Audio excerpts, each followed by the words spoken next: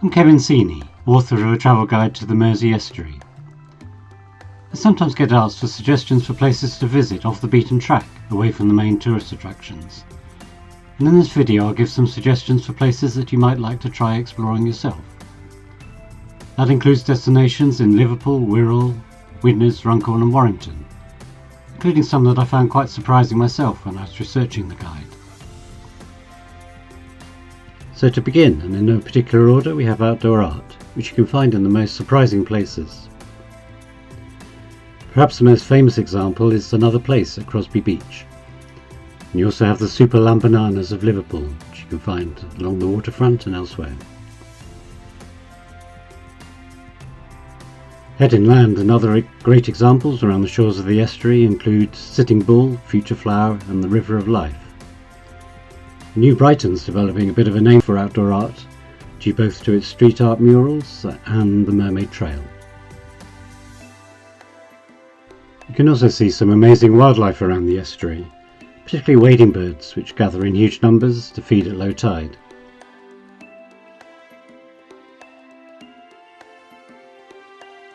Seals also occasionally swim around from the nearby Dee estuary, and you can see red squirrels at Formby Point. So I almost hesitate to say shipping, but you can see some really impressive sights around the estuary, such as the cruise ships towering above the Three Graces at the waterfront in Liverpool, and the to and fro of tankers and other vessels so close to the shore. You can also catch the occasional sailing regatta in summer. Linked into shipping, lighthouses once played a crucial role in navigation into the port, and some still remain. Some incredibly photogenic, such as at New Brighton, Ellesmere Port and Hale Head, and some you can visit on some days of the year, such as at Leasowe and on Bidston Hill. Speaking of Bidston Hill, that's certainly another hidden gem. As well as the lighthouse, there's great views of Liverpool, wildlife and a historic windmill, which is sometimes open to the public.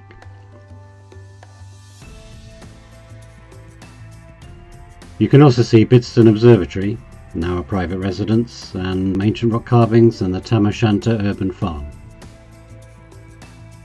I also wasn't expecting to find medieval buildings, and Birkenhead Priory and Norton Priory are both well worth exploring. You can also get great views from Halton Castle in Runcorn. And if you like forts and castles, although it's not medieval, Fort Perch Rock in New Brighton's another great place to visit, built in the 19th century.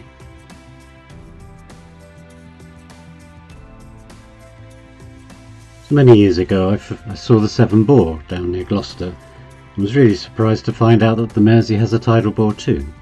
These are amazing waves that come inland on the highest tides. And there's good viewpoints at Runcorn, Fiddler's Ferry and Warrington.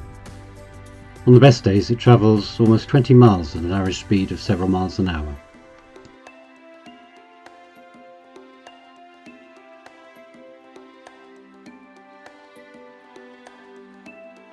Did you know that the Mersey Estuary has a transporter bridge? Only about 30 were ever built worldwide, and amazingly there were once 3 across the estuary.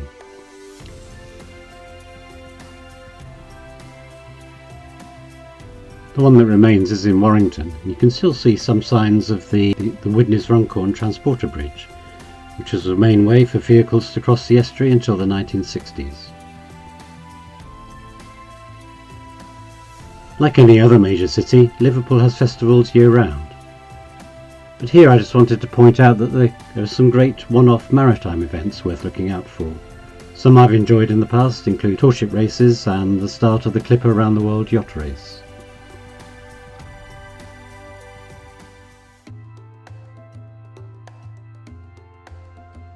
And to end, I had to include the Mersey Ferry.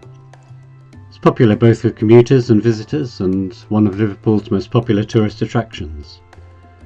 Less well known perhaps are its special cruises. I've enjoyed trips along the Manchester Ship Canal, around the northern docks, and out wildlife watching in Liverpool Bay.